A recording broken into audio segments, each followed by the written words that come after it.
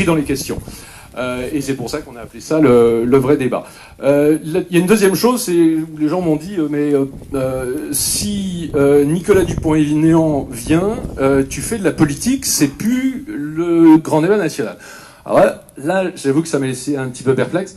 Puis après, je me suis dit, en fait, on a vu quand même pendant 45 heures sur toutes les chaînes de télévision Monsieur Macron, et lui, il a aussi un parti politique avec tous ses ministres. Donc avoir 3 minutes Nicolas Dupont-Aignan à Berlancourt dans l'Aisne, c'est pas mauvais pour la démocratie. Si par extraordinaire, on a 1 ou 2 journaux locaux qui viennent prendre 1 ou 2 photos, bah ce sera bien et ce sera sympa. Puis là, je vois qu'il y a des gens sympas de Paris qui sont venus, de chaînes de télévision, et merci beaucoup d'avoir fait le déplacement. C'est très sympa parce qu'il fallait quand même se taper la route avec les 80 km/h d'une route défoncée à partir de Laon. Et c'est pas facile. Et puis en plus, avec les éoliennes qui poussent partout et qui vous attirent l'œil, c'est pas... Voilà. Donc, qu'est-ce que je peux dire de plus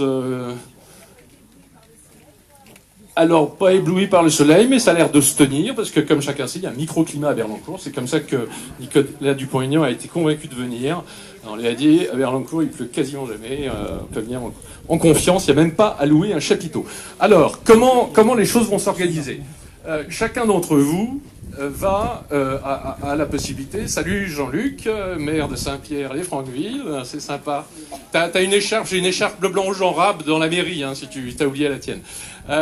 Donc chacun évidemment est invité à poser une question, idéalement dans son secteur d'activité. Vous êtes retraité, vous êtes agriculteur, vous venez d'être licencié, vous pensez que vous allez être licencié bientôt, par exemple à Marle, dans l'usine de Goblet, que j'ai appris hier qu'elle allait fermer d'ici 2 ans. Et une catastrophe de plus dans notre coin. Donc vous posez votre question, et puis on va essayer d'y répondre, surtout Nicolas, parce qu'il s'y connaît mieux que moi.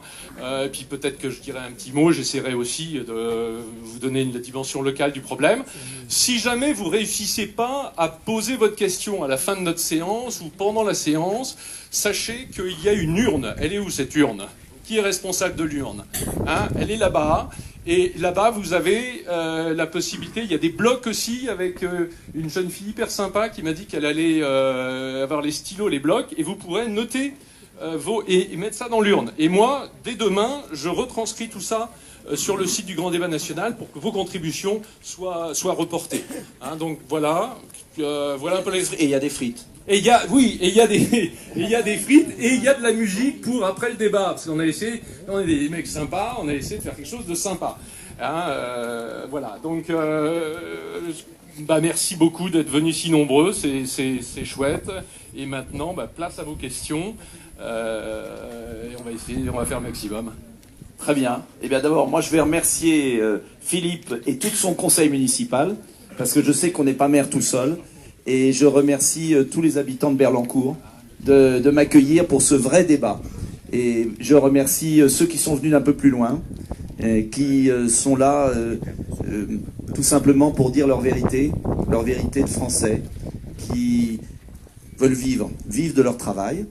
Et ici, c'est pourquoi j'ai tout de suite remercié Philippe. Comme il l'a dit tout à l'heure, on ne trie pas les gens avant. On ne met pas des gendarmes à 15 km pour arrêter les gens qui ne plaisent pas. Et ici, la parole est libre. Voilà. Et la réponse aussi, d'ailleurs. Vous allez voir. Et je ne vais pas me gêner pour vous dire ce que je pense. Et comment Nicolas Dupont-Aignan est venu ? Je lui ai envoyé un SMS. Je lui ai dit, écoute, je lui ai écrit, la préfecture, la communauté